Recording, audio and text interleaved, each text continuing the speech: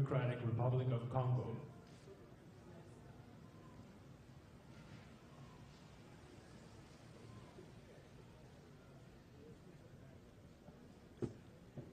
His Excellency Joseph Kabila Kabange, President of the Democratic Republic of the Congo.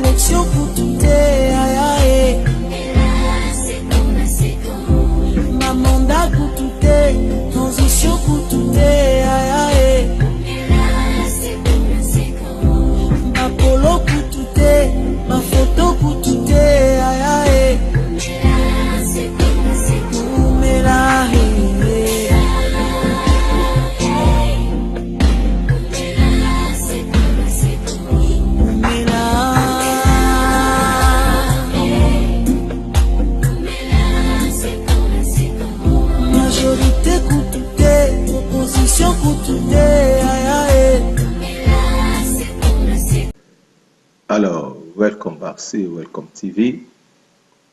Tolanda actualité au Dr. Mama Olive Lembe Kabila na Lubumbashi. Et na kozonge la bine lisusu after to moni vidéo wana les œuvres de notre maman qui est en train de faire. Amen. L'épouse du chef de l'État, Marie-Olive Lembe Kabila, s'est rendue dans le territoire de Kailo où elle est allée rencontrer les autorités politico-administratives, coutumières et religieuses. Plusieurs questions ont été abordées au cours de ces entretiens, notamment les questions liées aux futures élections en République démocratique du Congo et surtout au développement. Elle a exhorté la population de ce coin du pays à booster le développement de leur territoire. À destination de Kailo, Marie-Olive Lembe Kabila franchit les rives du majestueux fleuve Congo. Après cette traversée, il fallait parcourir 72 km de route pour arriver dans ce territoire de la province du Maniema. Kailo revêt tout un symbole pour la première dame de la République démocratique du Congo, car il l'a vu naître. Son arrivée est une fierté pour la population en liesse.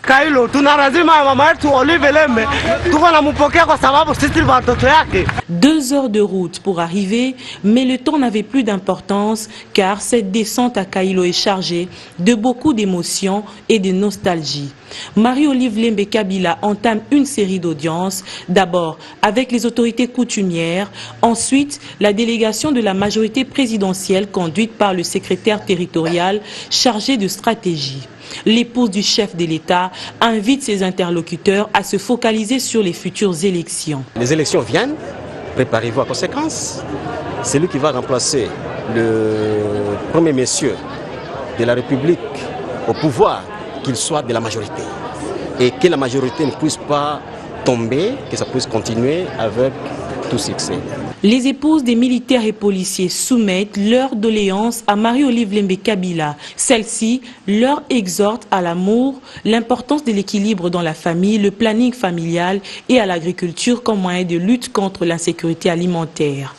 Les confessions religieuses ont été invitées à la prière pour la nation afin de jouer suffisamment leur rôle, celui d'encadrer spirituellement les populations.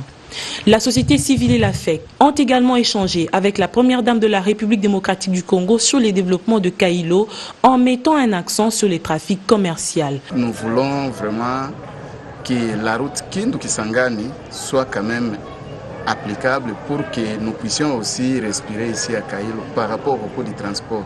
Au bout de quelques heures, Marie-Olive Lembe Kabila a pu s'entretenir avec cet échantillon de la population de Kailo. Accompagnée de sa délégation, elle quitte informée sur la situation sociale de ses frères et sœurs. Et puis poursuite de la campagne de prise d'hydrocéphalie et autres malformations à Kindu dans le Maniema. L'épouse du chef de l'État congolais, initiatrice de cette campagne, séjourne donc dans cette partie du pays. Marie-Olive Lembe Kabila a été accueillie à sa descente d'avion par une foule nombreuse. C'est à bord d'un régulier que la première dame de la République a atterri sur la terre qu'il a vu naître, le Maniema. Toute rayonnante, Marie-Olive Lembe Kabila est accueillie à sa descente d'avion par le gouverneur de province, Pascal Tutu Salomo, avant de faire face à une longue aide d'officiers qu'elle salue les uns après les autres. En dehors du tarmac de l'aéroport de Kindu, l'ambiance est effervescente avec au rendez-vous le folklore Anamora. La population de Kindu, représentée par différentes structures, associations de développement et partis politiques, n'a pas voulu manquer ce moment pour manifester sa joie à accueillir l'époux du chef de l'État qui ne lui apporte que sourire aux lèvres. En effet, la première dame de la République vient clôturer la campagne médicale de prise en charge des enfants souffrant d'hydrocéphalie et de spina bifida qui s'est déroulée avec succès et pour laquelle la population remercie son initiatrice. Mais il s'agit de quelles initiatives que cette femme embrasse pour ses fils et ses filles? Ce sont des belles initiatives que nous acclamons avec joie. Merci. Qu'elle continue à faire ainsi jusqu'à l'infini. Qu'elle soit, on ne sait quoi dire d'elle. Elle est la meilleure. C'est dans l'après-midi que l'épouse du chef de l'État, Marie-Olive Lembe Kabila, va visiter les malades au centre hospitalier Lumbu Lumbu et à l'hôpital général de Kindu pour officiellement clôturer cette campagne médicale. Marie-Olive Lembe Kabila, en séjour dans la partie est du pays, a inauguré la construction d'un internat des filles dans la commune de Kasuku à Kindu, un bâtiment doté de plusieurs compartiments qui devront servir aux bénéficiaires. C'est un projet qui prend de plus en plus corps, la construction d'un internat pour les filles dans la commune de Kasuku à Kindu. Une initiative de la première dame de la République démocratique du Congo, venue inspecter l'état d'avancement des travaux. Sur le site, l'épouse du chef de l'État reçoit des explications en y apportant une valeur ajoutée. Ce bâtiment, en préfabriqué avec des matériels anti-incendie, comporte un dortoir d'une capacité de 180 élèves, un réfectoire et un magasin. Il est également doté d'un dispositif solaire et un forage pour desservir de l'eau potable aux élèves. L'Église catholique qui assurera la gestion de cet internat salue l'initiative de la première dame de la République.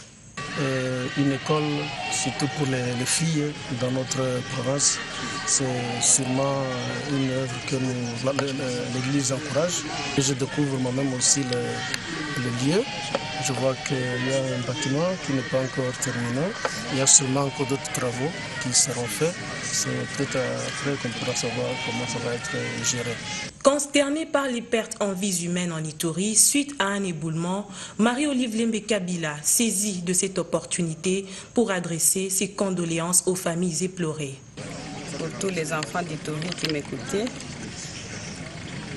peut-être que je ne saurais pas me présenter tout de suite devant vous pour exprimer toutes mes condoléances, mais soyez sûrs que je vais faire le nécessaire et vous rendre visite quand je le pourrai. L'épouse du chef de l'État séjourne à Kindu dans le cadre de la campagne des prises en charge des enfants souffrant d'hydrocéphalie et spina bifida. Cette action humanitaire vient de bénéficier d'un don de plus, celui du président de la fondation AGI qui offre 50 scanners aux nécessiteux. Cet appui de plus à la campagne va permettre de soulager un bon nombre d'enfants, selon le docteur Talaja, superviseur de la campagne. C'est vraiment une grande joie de la prendre parce que ça nous permettra de continuer cette mission et d'arriver jusqu'au bout et atteindre le nombre de 100 qui était prévu.